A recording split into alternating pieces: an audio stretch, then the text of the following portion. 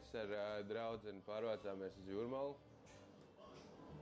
Un kādu laiku strādājām Rīgā. Un īsti likās tā kā... mums galīgi nepatika Jūrmala un nepatika īsti, kas te notiek. Likās, ka viss ir kaut kāds beigas old schools, tieši ēdināšanas ziņā. Mums likās, hei, mēs varētu kaut ko pamainīt. Un tad kaut kā sakrita tā, ka šo telpu, šo staciju varēja iznomāt, un tad mēs arī izdomājam, ka, hei, dāvai darām. Sākotnēji mums bija doma vispār asaru staciju nomāt, bet sapratām, ka tur ir nenormāli liels ieguldījums jāveic, un parācām uz šo pusi, un likās, hei,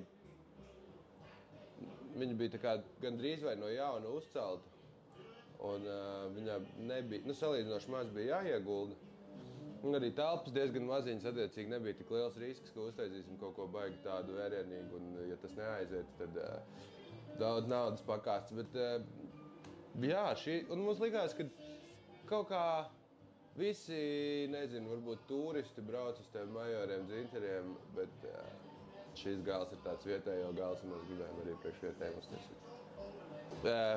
Zini, ir tas klišejiskais teiciens, ka es aizgāju no savu 9 līdz 5, lai strādātu 2, 4, 7.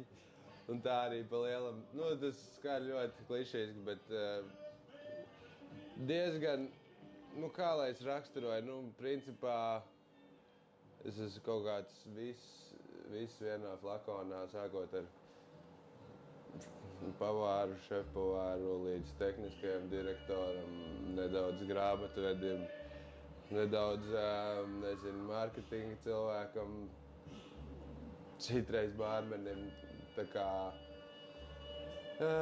jā, tas ir tāds diezgan intensīvs darbs, jo ēdināšanā ir tā, ka tās stundas ir stipri garākas, attiecīgi, un tas ir katru dienu. Attiecīgi, ja kaut kas saplīst svētdienas vakarā, tad tas ir, principā, jālabo. Arī uzreiz svētdienas vakarā, tāpēc, īsti šitā industrija tā īsti neguļ, tāpēc ir diezgan heavy, tīpaši vasarā, bet, ziemā atkal ir mierīgāk, un mums ir daudz darbinieku, tāpēc var diezgan iečilot.